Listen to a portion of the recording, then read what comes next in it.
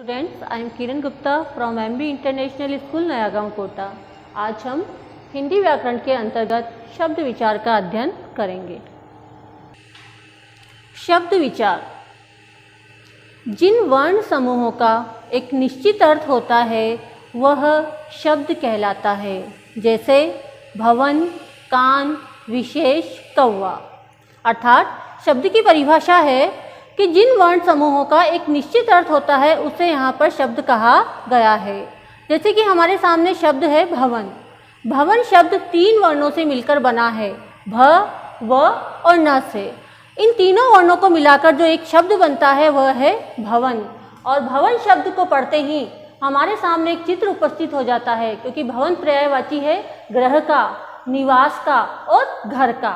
अर्थात इस शब्द का एक सार्थक अर्थ है, इसीलिए हम इसको शब्द कह सकते हैं। और जिन वर्ण समूहों का कोई निश्चित अर्थ नहीं होता उन्हें हम शब्द नहीं कहते।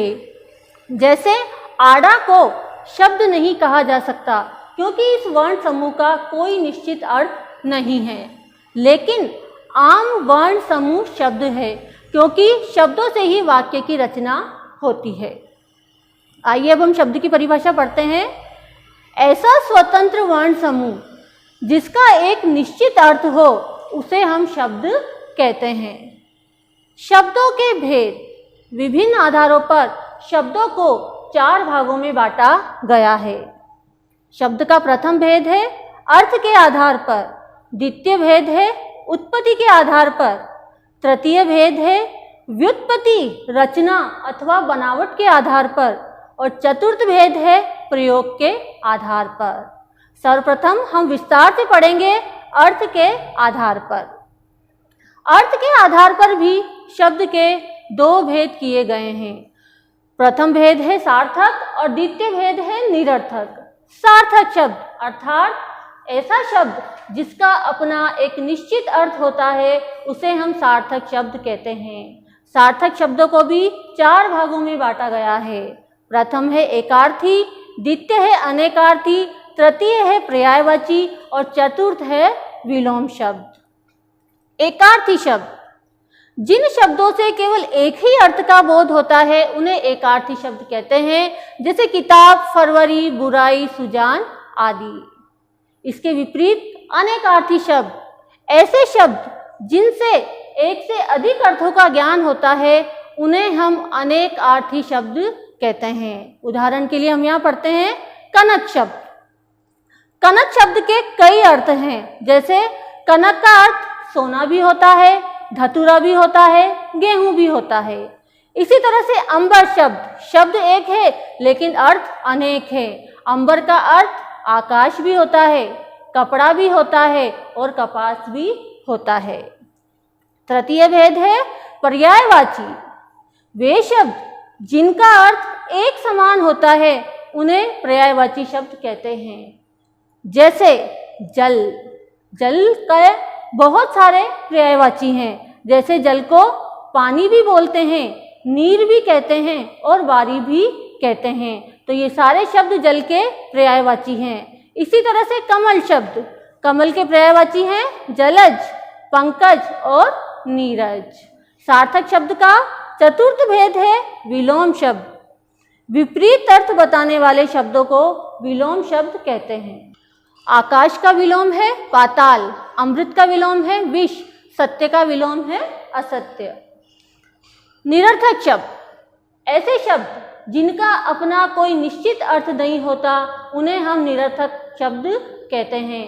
निरर्थक शब्दों का प्रयोग इसलिए किया जाता है ताकि वह सार्थक शब्दों को बल प्रदान कर सकें। जैसे काम वाम, हम कई बार बोलते हैं काम वाम कर लो, अरे भाई कुछ काम वाम कर लो। तो यहाँ पर काम का तो अर्थ है कि कुछ कार्य कर लो, लेकिन वाम का कोई अर्थ नहीं है, परंतु फिर भी हम उसका प्रयोग करते हैं। क्यों? इस शब्द को बल प्रदान करने के लिए, यानी कि इस पर जोर देने के लिए। इसी तरह से कई शब्द है, जैसे चलन वलन, चाय वाय, रोटी वोटी इत्यादि शब्द। अब हम पढ़ते हैं उत्पत्ति या स्रोत के आधार पर शब्द के भेद। उत्पत्ति से तात्पर्य है उद्गम, जन्म या स्रोत। इस आधार पर भी शब्दों के 4 भेद किए गए हैं। प्रथम है तत्सम शब्द। तत्सम का अर्थ है तत् प्लस सम, उसके समान, और उसके का अर्थ है संस्कृत के समान। ऐसे शब्द जो संस्कृत भाषा से हिंदी भाषा में ज्यों का त्यों प्रयोग किए जाते हैं उन्हें हम तत्सम शब्द कहते हैं। द्वितीय भेद है तद्भव शब्द। तद्भव का अर्थ है तद प्लस भव, अर्थात उससे उत्पन्न होने वाले शब्द, और उससे किससे? संस्कृत भाषा से उत्पन्न होने वाले ऐसे शब्द जिनका प्रयोग हम हिंदी भाषा में करते हैं उन्हें तद्भव शब्द कहते हैं। जैसे उदाहरण के लिए मैं यहाँ पढ़ती हूँ आम्र। आम्र तत्सम भाषा का शब्द है और हिंदी में तद्भव में हम इसको पढ़ते हैं आम। मात्र संस्कृत भाषा का शब्द है और हिंदी में हम पढ़ते हैं माता। इसी तरह से सूर्य का है सूरज और श्रृंगार का है सिंगार। तो ये है तत्सम और तद्भव शब्द। उत्पत्ति के आधार पर शब्द का तृतीय भेद है देशज शब्द।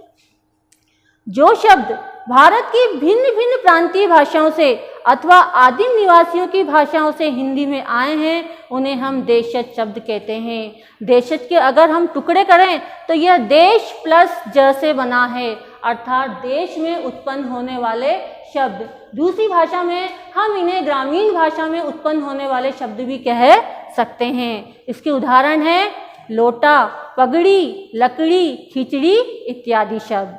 अब हैं विदेशज शब्द। ज का अर्थ है पैदा होना।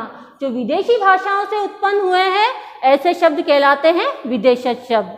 ये कई भाषाओं के शब्द हैं जो हिंदी भाषा में ज्यों के त्यों मतलब बिना किसी परिवर्तन के उनका प्रयोग हिंदी भाषा में होता है।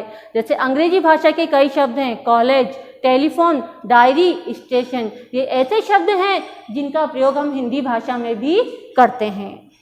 अब हम पढ़ते हैं शब्द का तृतीय भेद। तृतीय भेद है व्युत्पत्ति या रचना अथवा बनावट के आधार पर। शब्द के 3 भेद किए हैं। इस आधार पर शब्द के 3 भेद किए हैं रूढ़ शब्द, यौगिक शब्द और योग रूढ़ शब्द। आइए अब हम इसको ध्यान से समझते हैं। प्रथम भेद है रूढ़ शब्द। ऐसे शब्द जो परंपरा के अनुसार प्रयोग किए जा रहे हैं।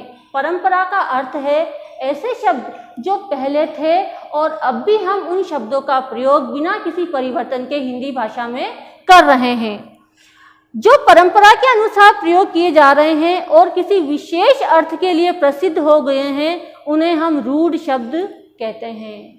रूढ़ शब्दों की विशेषता है कि इनके सार्थक खंड नहीं हो सकते, यानी कि ये एक ऐसा शब्द है जिसको हम 2 अलग अलग भागों में नहीं बांट सकते, और अगर हम उस शब्द को अलग अलग करते हैं, उसके टुकड़े भी करते हैं तो वह सार्थक नहीं होते। इसके उदाहरण है अरुण। अरुण का अर्थ होता है गहरा लाल रंग या प्रातःकालीन सूर्य। तारा, कुर्सी, रोटी, घर आदि। हम इन शब्दों के टुकड़े नहीं कर सकते और अगर हम करेंगे तो इनका जो वास्तविक अर्थ है वह समाप्त हो जाएगा। यौगिक शब्द। ऐसे शब्द जो 2 या 2 से अधिक शब्दों से मिलकर बने हैं और उनका एक सार्थक अर्थ होता है उन्हें हम यौगिक शब्द कहते हैं। जैसे कि अनाथालय, मिठाई वाला, धनवान आदि। अनाथालय शब्द को हम 2 भागों में विभक्त कर सकते हैं, अनाथ और आलय, और दोनों शब्दों के अपने अलग अलग अर्थ हैं। अनाथ का अर्थ है जिसका कोई स्वामी न हो और आलय का अर्थ है घर। तृतीय भेद है योग रूढ़ शब्द। ऐसे शब्द जो यौगिक हैं, यौगिक मतलब जो 2 शब्दों से मिलकर बने हैं लेकिन वह अपना सामान्य अर्थ छोड़कर किसी विशेष अर्थ में प्रसिद्ध हो गए हैं, उन्हें हम योग रूढ़ शब्द कहते हैं। जैसे कि पंकज, चंद्रशेखर, पीतांबर, यशोधन इत्यादि शब्द। पंकज शब्द से हम इसको उदाहरण को समझते हैं। पंक प्लस ज, अर्थात कीचड़ में पैदा होने वाला है जो, लेकिन इससे हमें किसी विशेष अर्थ की प्रतीति हो रही है, अर्थात कीचड़ में जो पैदा होने वाला है वह तीसरा अर्थ है, वह विशेष अर्थ है कमल।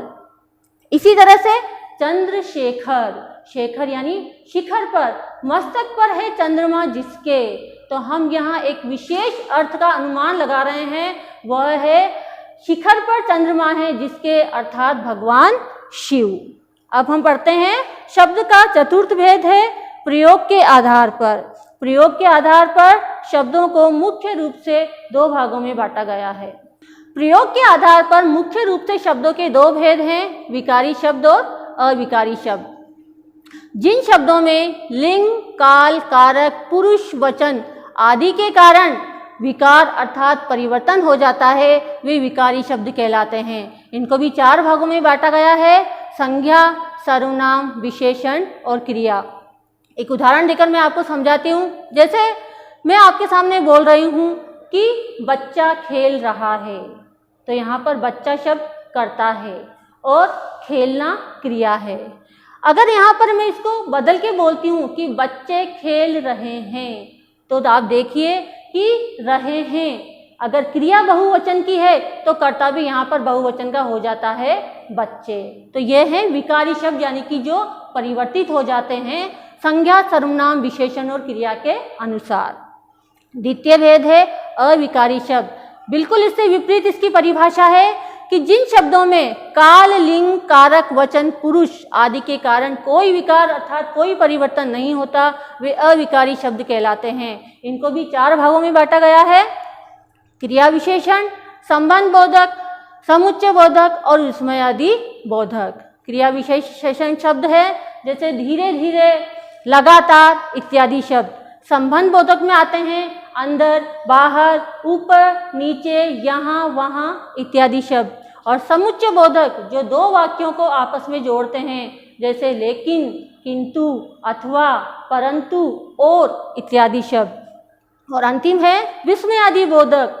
ऐसे शब्द जिनको सुनकर हम आश्चर्य प्रकट करते हैं वो होते हैं विस्मयादि बोधक, जैसे अरे, आह, छी छी, ये सारे शब्द विस्मयादि बोधक शब्द हैं। Thank you.